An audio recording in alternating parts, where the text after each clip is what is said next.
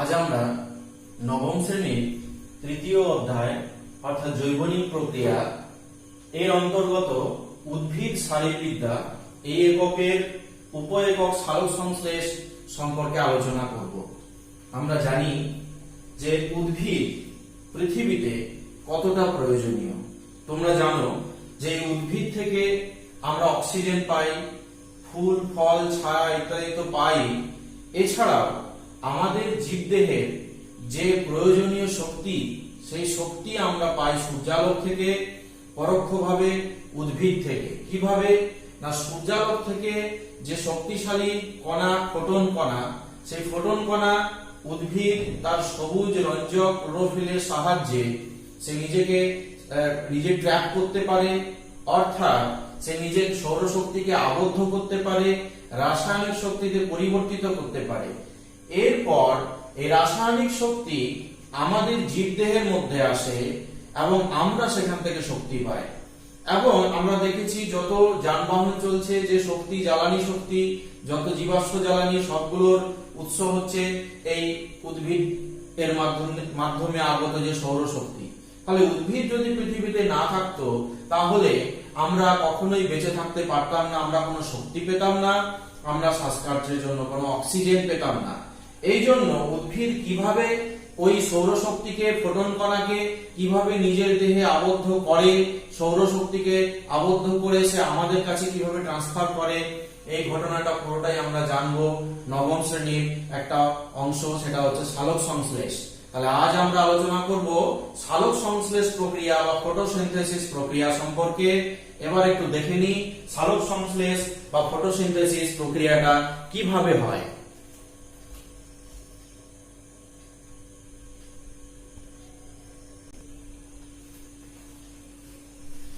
দেখে নেওয়া যাক অধ্যায় 3-এর জৈবনিক প্রক্রিয়ার মধ্যে বা ফিজিওলজিক্যাল প্রসেস অফ লাইফ এই চ্যাপ্টারের মধ্যে একক উদ্ভিদ শারীরবিদ্যা এবং উপ একক সালোক সংশ্লেষ এর পড়া। সালোক সংশ্লেষ একটি জৈব রাসায়নিক পদ্ধতি, একটা জৈবনিক পদ্ধতি। এই পদ্ধতির মাধ্যমে উদ্ভিদ সূর্যালোক থেকে আগত শক্তি এবং মাটি থেকে জল সংগ্রহ করে পরিবেশ থেকে কার্বন ডাই অক্সাইড নিয়ে নিজের মধ্যে থাকা যে ক্লোরোফিল, সেই ক্লোরোফিলের সাহায্যে সে খাদ্য উৎপাদন করে। অর্থাৎ উদ্ভিদ তার নিজের বেঁচে থাকার জন্য খাদ্য উৎপাদন করে এবং সেই খাদ্যকে আমাদের মানুষের দেহে, তারা মানুষ এবং অন্যান্য প্রাণী বা অন্যান্য যে সমস্ত উদ্ভিদদেরকে খেয়ে যারা বেঁচে থাকে, অর্থাৎ শাকাশী প্রাণী, তাদেরকে বাঁচিয়ে রাখতে সাহায্য করে। সালোক সংশ্লেষ কি? সালোক সংশ্লেষ কথাটার ইংরেজি প্রতিশব্দ হলো ফটোসিনথেসিস। তোমরা জানো যে ফটো কথাটার মানে হচ্ছে আলো, অর্থাৎ এটা দুটো গ্রিক শব্দ, অর্থাৎ ফটোস অর্থাৎ আলো এবং সিনথেসিস অর্থাৎ সংশ্লেষ থেকে এসেছে। কথাটা প্রথম আবিষ্কার করেন বা প্রচলিত করেন তিনি হচ্ছেন বার্নেস। 1898-এ প্রথম বার্নেস এই ফটোসিনথেসিস বা আলোক সংশ্লেষ, সযুক্ত আলোকযুক্ত সংশ্লেষ অর্থাৎ আলোকের সহিত সংশ্লেষ করা। সংশ্লেষ মানে উৎপাদন। এখানে কি উৎপাদন? না, গ্লুকোজ। গ্লুকোজ তৈরি করার যে পদ্ধতি, কিভাবে উদ্ভিদ গ্লুকোজ তৈরি করে, সেই পদ্ধতি আলোচনা করা হয় এই সালোক সংশ্লেষের মধ্যে। কাকে বলে সালোক সংশ্লেষ একটু দেখে নি। তোমরা জানো যে সালোক সংশ্লেষের জন্য 4টি উপাদানের প্রয়োজন হয়। যে 4টি উপাদানের মধ্যে 3টি আসে পরিবেশ থেকে, আর একটা উদ্ভিদের মধ্যেই থাকে।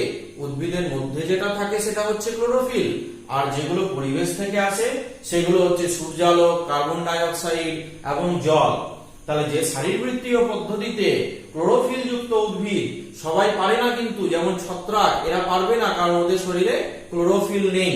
তাহলে ক্লোরোফিল যুক্ত উদ্ভিদ কোষে ক্লোরোফিলের সাহায্যে সূর্যালোক থেকে যে আগত ফোটন কণা, সেই ফোটন কণা অর্থাৎ সূর্যালোকের উপস্থিতিতে পরিবেশ থেকে শোষিত জল অর্থাৎ মাটি থেকে উদ্ভিদ যে মূলের মাধ্যমে যে কৈশিক জল শোষণ করে, যারা স্থলজ উদ্ভিদ, সেই জলের সাহায্যে এবং পরিবেশের যে কার্বন ডাই অক্সাইড, সেই কার্বন ডাই অক্সাইডের মাধ্যমে রাসায়নিক বিক্রিয়ার ফলে একটা শক্তিশালী যৌগ একটা একটা গ্লুকোজ তৈরি হয়, সেই গ্লুকোজ সংশ্লেষিত হয় এবং সৌরশক্তির ওই যে রাসায়নিক সৌরশক্তির যে ফোটন কণার মধ্যে থেকে আগত যে শক্তি, সেই শক্তি গ্লুকোজের মধ্যে আবদ্ধ হয় এবং উপজাত পদার্থ হিসেবে উদ্ভিদ জল এবং অক্সিজেন পরিবেশে ত্যাগ করে।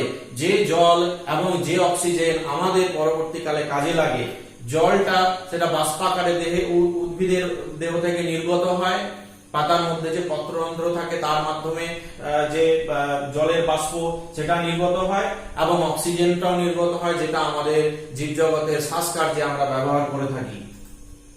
এবার একটু দেখে নিই যে এই প্রক্রিয়াটা, এটা হচ্ছে রাসায়নিক একটা বিক্রিয়া যেটার মাধ্যমে সালোক সংশ্লেষ প্রক্রিয়াটা হয়।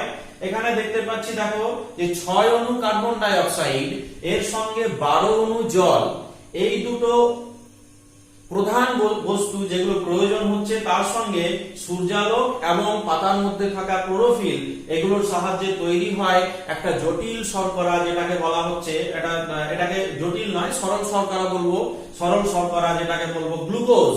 এই গ্লুকোজের মধ্যে সে উদ্ভিদরা তাদের যে সৌরশক্তি সেটাকে আবদ্ধ করে এবং উপজাত পদার্থ হিসেবে জল, 6 অণু জল এবং 6 অণু অক্সিজেন সেই উপজাত পদার্থ হিসেবে পরিবেশকে দেয়, আমাদেরকে দেয়। এই যে বিক্রিয়াটা, রাসায়নিক বিক্রিয়াটা থেকে, এটা থেকে আমরা কি কি জিনিস জানতে পারি? দেখো এখানে 6 অণু কার্বন ডাই অক্সাইড আর 12 অণু জল, এই দুটো পদার্থ ব্যবহৃত হয় 6 অণু কার্বন ডাই অক্সাইড 12 অণু জলের সঙ্গে বিক্রিয়া করে 1 অণু গ্লুকোজ উৎপন্ন করে। অর্থাৎ 1 অণু গ্লুকোজ তৈরি করার জন্য 6 অণু কার্বন ডাই অক্সাইড এবং 12 অণু জলের প্রয়োজন হয়, এটা আমরা জানতে পারলাম। আর কি জানতে পারি?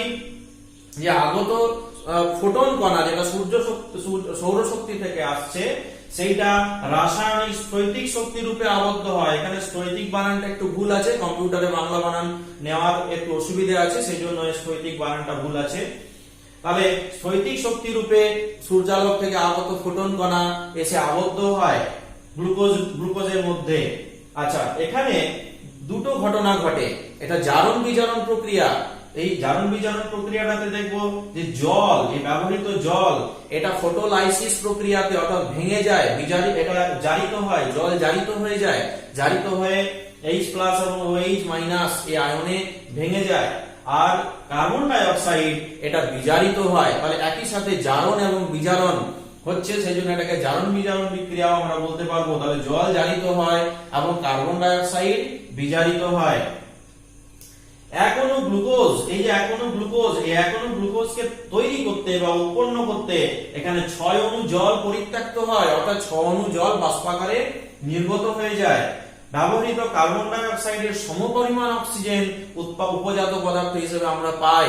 অর্থাৎ লক্ষ্য করো, পরিবেশে যে পরিমাণ কার্বন ডাই অক্সাইড আমরা শ্বসনের মাধ্যমে ত্যাগ করছি, সেই কার্বন ডাই অক্সাইড যতটা পরিমাণ উদ্ভিদ নিচ্ছে, ঠিক ততটা অক্সিজেন সে দিচ্ছে। অতএব পরিবেশকে বিশুদ্ধকরণে এর জুড়ি মেলা ভার, অর্থাৎ পরিবেশ বিশুদ্ধ করার জন্য এই কার্বন ডাই অক্সাইডকে নিয়ে অক্সিজেনকে প্রদান করতে এই সালোক সংশ্লেষ প্রক্রিয়া একান্ত উপযোগী, এটাও আমরা জানতে পেরেছি। গঠনমূলক বিপাক, আমরা যখন বিপাক জানবো তখন দেখবো যে জীবদেহে সবসময় ভাঙা এবং গড়ার কাজ চলছে, অর্থাৎ গঠনমূলক এবং ভাঙনমূলক কাজ চলছে। এই গঠনমূলক বিপাককে বলা হয় উপচিতি বিপাক, অ্যানাবলিজম বলা হয় এটাকে। তাহলে উপচিতি বিপাক এখানে হচ্ছে, অর্থাৎ উপচিতি বিপাক আমরা কাকে বলি না, যেখানে 3টে জিনিস হয়। প্রথমত সরল জৈব যৌগ, অর্থাৎ এখানে কার্বন ডাই অক্সাইড এবং জল, এই সরল জৈব যৌগগুলো একটা জটিল জৈব কণাতে পরিণত হচ্ছে, এইটা একটা কারণ একে গঠনমূলক বিপাক বলার জন্য। 2 নাম্বার হচ্ছে যে এখানে জীবের শুষ্ক ওজন বৃদ্ধি পায়। আমরা একটু দেখে নেব যে শুষ্ক ওজন কাকে বলে। আমরা দেখছি একে উপচিতিমূলক বিপাক ক্রিয়া কেন বলছি। প্রথমত বললাম যে সরল জৈব যৌগ জুড়ে গিয়ে সেটা জটিল জৈব যৌগে পরিণত হয়। 2 নাম্বার হচ্ছে জীবের শুষ্ক ওজন বৃদ্ধি পায়। শুষ্ক ওজন কাকে বলি সেটা আমরা একটু দেখে নিই। যে শুষ্ক ওজন হলো একটা সদ্যমৃত একটা সদ্য মৃত বা জীবিত কোনো জীবকে যদি 24 ঘন্টা 75 ডিগ্রি সেন্টিগ্রেড উষ্ণতায় রেখে দেওয়া হয়, তাহলে ওই জীব দেহের 60 থেকে 70% জল বেরিয়ে যাওয়ার ফলে দেহের যে ওজন দাঁড়াবে তাকে আমরা শুষ্ক ওজন বা ড্রাই ওয়েট বলবো। তাহলে শুষ্ক ওজন এই উপচিতি বিপাক ক্রিয়ার ফলে বৃদ্ধি পাচ্ছে, সেই জন্য একে আমরা উপচিতি বিপাক ক্রিয়া বলবো।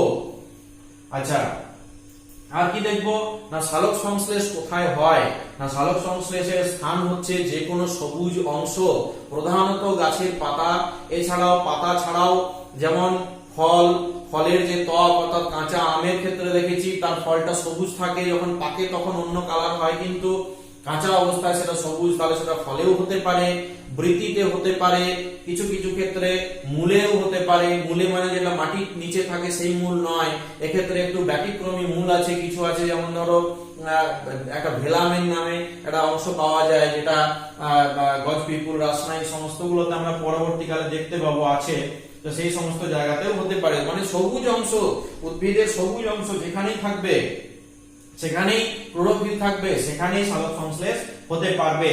কোথায় হয় অ্যাকচুয়ালি দেখিনি, যদি আমরা একটা উদ্ভিদের পাতাকে কেটে দেখি যে তার অংশ কি কি, তাহলে দেখতে পাবো যে পাতার যে কর্তিত অংশ সেখানে দেখতে পাবো দু ধরনের প্যারেনকাইমা কোষ থাকে।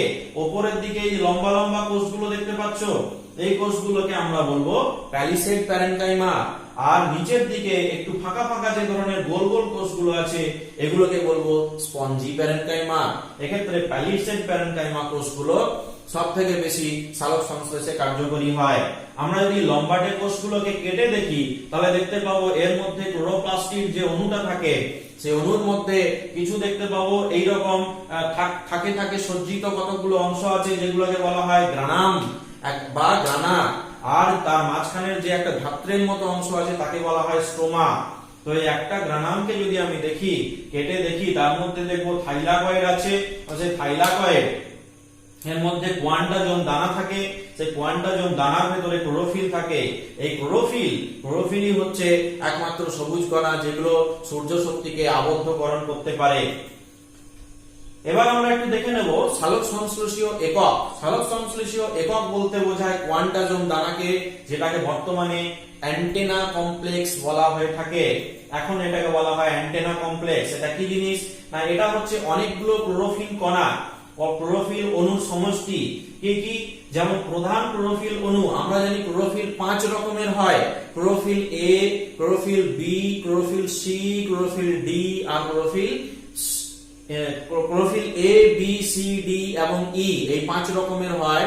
এর মধ্যে তোমরা জানো যে ক্লোরোফিল এ এবং বি এই দুটো হচ্ছে প্রধান ক্লোরোফিল, আর সি, ডি, ই এইগুলো হচ্ছে সাহায্যকারী ক্লোরোফিল।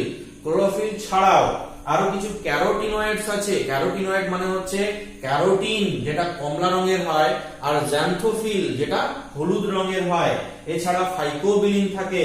এইগুলো সবগুলোকে একত্রিত করে যে একটা অংশ সৃষ্টি হয় সেটাকে বলা হচ্ছে অ্যান্টেনা কমপ্লেক্স, বা এটাকেই বলা হয় কোয়ান্টাজোম দানা। এই কোয়ান্টাজোম কি করতে পারে? সূর্য রশ্মি থেকে আগত যে শক্তিশালী ফোটন কণা, সেই ফোটন কণাকে সে শোষণ করতে পারে এবং সেটাকে আবদ্ধকরণ করতে পারে। সেই জন্য সালোক সংশ্লেষীয় একক বলা হয় কোয়ান্টাজোমকে। এবার যদি আমরা দেখে নিই যে পাতায় কেন আদর্শ স্থান, অন্যান্য জায়গায় হয় না কেন?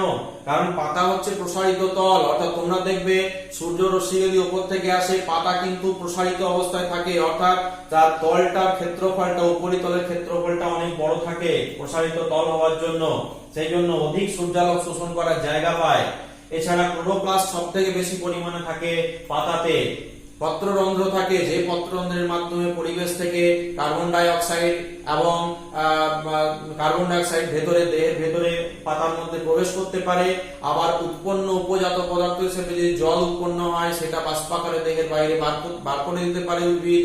এছাড়া যে অক্সিজেন সেই উপজাত হিসেবে নির্গত করে সেটাকেও পত্ররন্ধ্রের মাধ্যমে বাইরে বার করে দিতে পারে। সেই জন্য পত্ররন্ধ্রের উপস্থিতি থাকার জন্য এখানে পাতাটাই হচ্ছে আদর্শ স্থান। এছাড়া মেসোফিল কলা আমরা একটু আগে দেখলাম, যেখানে স্পঞ্জি প্যারেনকাইমা এবং প্যালিসেড প্যারেনকাইমা থাকে, যেখানে প্যালিসেড প্যারেনকাইমা গুলোই প্রধানত সালোক সংশ্লেষে বেশি সাহায্য করে। এছাড়া পাতায় বিস্তৃত শিরা এবং উপশিরা আছে, দেখো লক্ষ্য করো এখানে শিরা উপশিরা থাকার জন্য জল বেশি পরিমাণে ডিস্ট্রিবিউট হতে পারে এবং জল একটা প্রধান উপাদান যার মাধ্যমে সালোক সংশ্লেষ হতে পারে। তাই জলের যে সাপ্লাই সেটাও পাওয়া যেতে পারে বিস্তৃত শিরা এবং উপশিরার মাধ্যমে। তাহলে পাতা ছাড়া তোমরা জানো, আমি একটু আগেই বললাম যে কোথায় কোথায় আর হতে পারে সালোক সংশ্লেষ না, মূলে হতে পারে, যেমন অর্কিড, রাসনা, গুলঞ্চে, রাপ্তিকরণ মূল, এই সমস্ত মূলগুলো যেগুলো মাটির নিচে থাকে না, যেগুলো সূর্যালোক পেতে পারবে, যেগুলো সবুজ হতে পারবে, সেই সমস্ত মূলগুলো এখানেও সালোক সংশ্লেষ হতে পারে। কিছু কিছু কাণ্ড আছে পরিবর্তিত কাণ্ড, যেমন ফণিমনসা আমরা দেখবো, এখানে আমরা দেখবো পর্ণকাণ্ড আছে, পাতার মতো চ্যাপ্টা মতো কাণ্ড ফণিমনসাতে, সেটা সবুজ রঙের হয়। এছাড়া জুই, পুই, লাউ, লাউ গাছের ডগা দেখেছো কত সরু সরু সবুজ রঙের হয়ে থাকে, তাহলে ওগুলো হচ্ছে কাণ্ড, ওগুলো লতানো কাণ্ড। পুইতে আমরা দেখেছি, আমরা লাউতে দেখেছি, কুমড়োতে দেখেছি, এগুলো সবই হচ্ছে সালোক সংশ্লেষের অন্যান্য স্থান। এছাড়া চালতা, শালুক, এই সমস্ত ফুলগুলোর যে নিচে বৃতি থাকে, সেই বৃতিটাও সবুজ রঙের হয়, যেটা সালোক সংশ্লেষ ঘটাতে সাহায্য করে। এছাড়া কিছু উদ্ভিদের যে ফলের ত্বক, যেটা আমি একটু আগে বললাম যে আমের মতোই তেমনি মটরের খোসা সমেত যে ফলটা আছে সেটা দেখবে সবুজ রঙের হয়। আমরা কচি ডাবকে দেখেছি, সেটা সবুজ রঙের হয়। যা সবুজ তাই ক্লোরোফিল, যা ক্লোরোফিল তাতেই সালোক সংশ্লেষ হওয়া সম্ভব। এবার আমরা দেখে নেব সালোক সংশ্লেষ কখন হয়। একটু আগে বললাম যে সালোক সংশ্লেষের যে প্রধান 4টি উপাদান, তার মধ্যে একটা প্রধান উপাদান হচ্ছে আলো, যার মাধ্যমে ফোটন কণা আসে। তাহলে আলো একমাত্র আসা সম্ভব দিনের বেলাতে। তাহলে যদি স্বাভাবিকভাবে সালোক সংশ্লেষ হতে হয়, তাহলে দিনের বেলাই হচ্ছে প্রধান আদর্শ সময় সালোক সংশ্লেষের জন্য।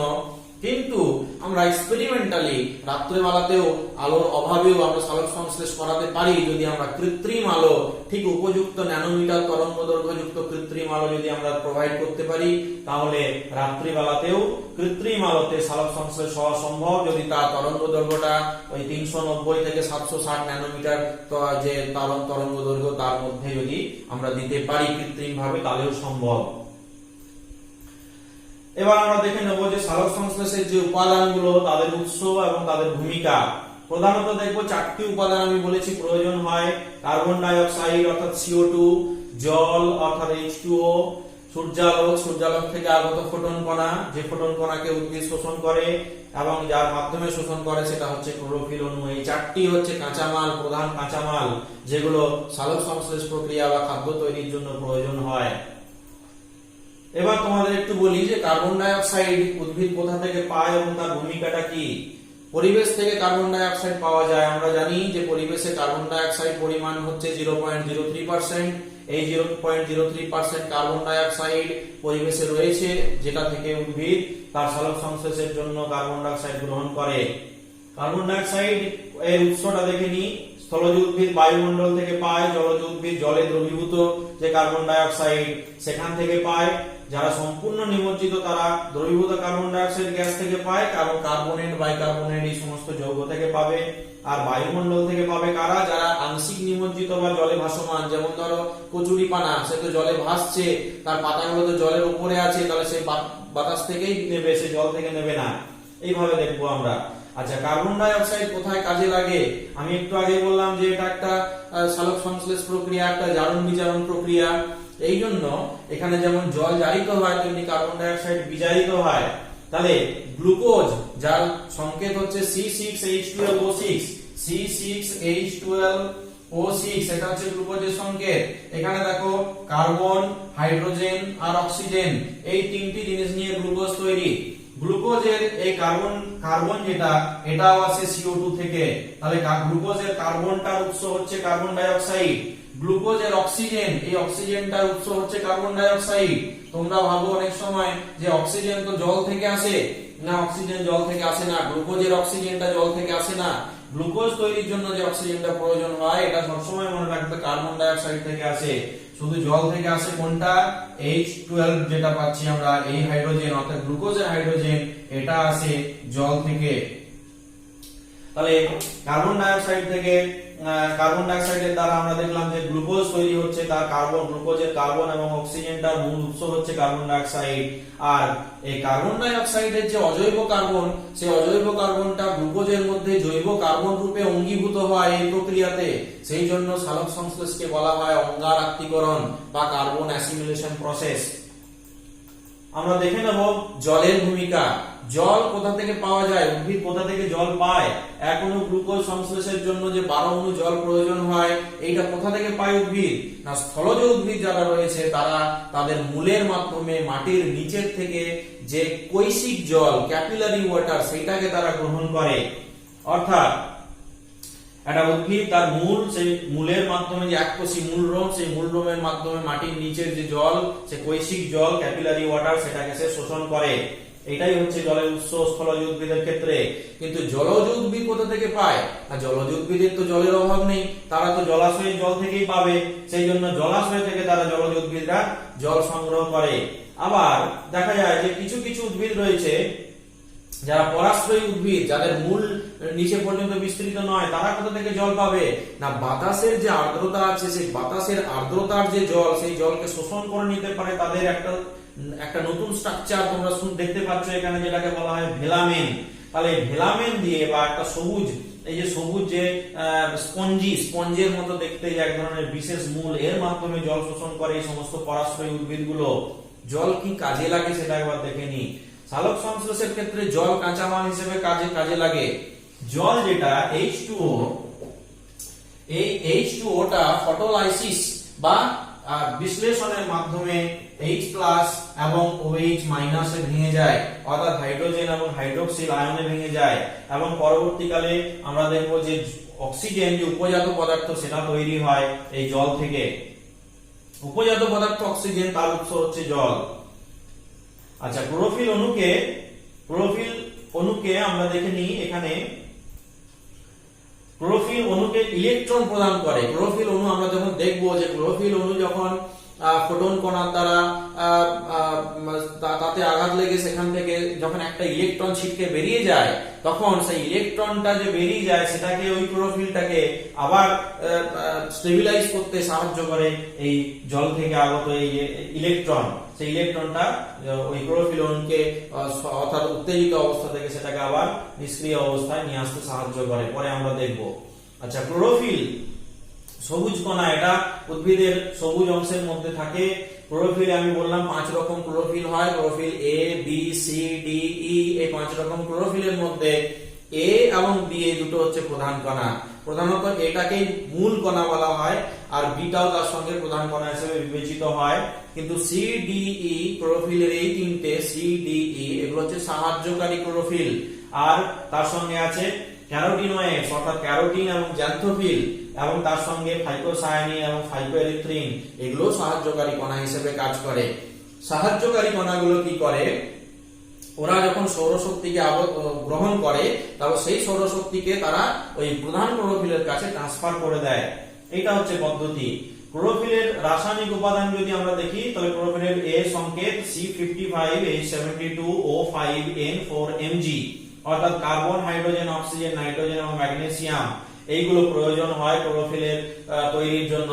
এগুলো হচ্ছে রাসায়নিক উপাদান ক্লোরোফিলের। ক্লোরোফিল কি করে?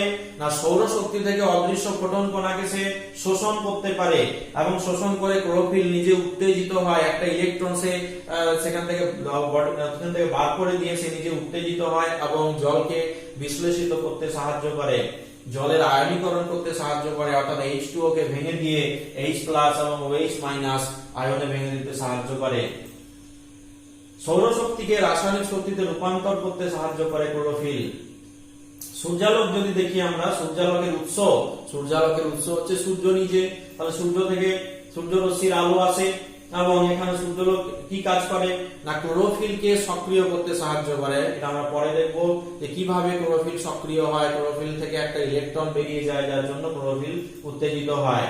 এছাড়া ফটোসিনথেটিক ফসফোরাইলেশন বা ফটোফসফোরাইলেশন করাতে সাহায্য করে, অর্থাৎ এডিপি, অ্যাডিনোসিন ডাইফসফেট, এটাকে এটিপি তে কনভার্ট করতে সাহায্য করে, অর্থাৎ আরেকটা অজৈব ফসফেট অনুযুক্ত করে অ্যাডিনোসিন ট্রাইফসফেট তৈরি করে। এই এটিপি হচ্ছে এনার্জি কারেন্সি, অর্থাৎ সমস্ত ধরনের জৈব রাসায়নিক বিক্রিয়ার জন্য যে সমস্ত শক্তির প্রয়োজন হয় সেই শক্তি প্রোভাইড করে, সেজন্য একে এনার্জি কারেন্সি বলা হয়, এটিপি কে।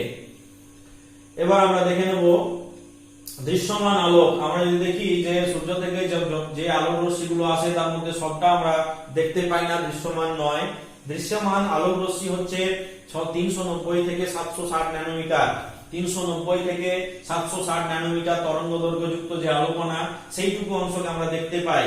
তার থেকে যদি কম তরঙ্গ দৈর্ঘ্যযুক্ত হয় তাহলে সেগুলোকে আমরা দেখতে পাবো না, যেমন আল্ট্রাভায়োলেট রশ্মি আমরা দেখতে পাই না, এক্স রশ্মি দেখতে পাই না, গামা রশ্মি দেখতে পাই না, এগুলো আমরা দেখতে পাই না। আবার এই 760 ন্যানোমিটারের বেশি যে তরঙ্গ দৈর্ঘ্য, যেটা ইনফ্রারেড তরঙ্গ দৈর্ঘ্য বা যে রেডিও ওয়েভ গুলো রয়েছে, এএম এফএম যে তরঙ্গ দৈর্ঘ্য গুলো আছে, সেগুলোকেও আমরা দেখতে পাই না। তাহলে আমাদের যে ভিজিবল স্পেকট্রাম বা ভিজিবল লাইট বা দৃশ্যমান আলো, সেটা হচ্ছে 390 থেকে 760 ন্যানোমিটার। অর্থাৎ দেখো 390 হচ্ছে বেগুনি সবথেকে কম, আর 760 হচ্ছে লাল। তাহলে যেটাকে বেনিয়া সহ কলা বলে, বেনিয়া সহ কলা, এইভাবে সাতটা যে রং সূর্যের, সেই সাতটা রং হচ্ছে আমাদের দৃশ্যমান আলো। এই দৃশ্যমান আলোর মধ্যে যে আলোগুলোতে সব থেকে বেশি সালোক সংশ্লেষ হয় তার সেগুলোকে যদি আমরা দেখি, সেটা হচ্ছে লাল এবং নীল বর্ণ। সব থেকে বেশি সালোক সংশ্লেষ হয় এই বর্ণ দুটোতে, আর সব থেকে কম সালোক সংশ্লেষ হয় সবুজ বর্ণে। কারণ সবুজ রংটা তো এসে পাতার মধ্যে অ্যাবজর্ব হয়ে যাবে, তাহলে সেটাতে সালোক সংশ্লেষ হবে কি করে? তাহলে সেই জন্য লাল এবং নীল বর্ণকে বলা হয় সালোক সংশ্লেষীয় কার্যবর্ণালীর দুটো রং, যেগুলো সব থেকে বেশি সালোক সংশ্লেষে সাহায্য করে। আর শোষণ বর্ণালী কাকে বলে? না, সূর্য থেকে আগত যে সমস্ত সাতটা রং যেগুলো আমরা দেখতে পাই, সেগুলোকে যদি আমরা দেখতে চাই যে কোন ক্লোরোফিল রঞ্জক বা কোন রঞ্জক কতটা পরিমাণ শোষিত হচ্ছে সেই আলোটা, সেটা আমরা দেখতে পাই যে যন্ত্রের মাধ্যমে, সেটা হচ্ছে বর্ণালী বীক্ষণ, যেটাকে বলা হয় স্পেকট্রোস্কোপ যন্ত্র। ওর মাধ্যমে যদি আমরা দেখি তাহলে দেখবো যে সব থেকে বেশি শোষিত হয়ে যায় যে সবুজ বর্ণ, আর সব থেকে বেশি শোষিত হয় না যেগুলো, সেগুলো হচ্ছে এই পিক বর্ণ নীল এবং যেটা লাল, এইগুলো। তাহলে এই যে শোষণের, যদি আমি কতটা শোষণ হচ্ছে কোন রঞ্জক দ্বারা, সেইটাকে যদি আমি একটা গ্রাফ প্লট করি, তাহলে সেই গ্রাফটাকে আমরা বলবো অ্যাবজর্পশন স্পেকট্রাম বা শোষণ বর্ণালী। আমরা সালোক সংশ্লেষের সামগ্রিক বিক্রিয়াগুলো পরের দিন আমরা আবার অন্য ক্লাসে আলোচনা করব।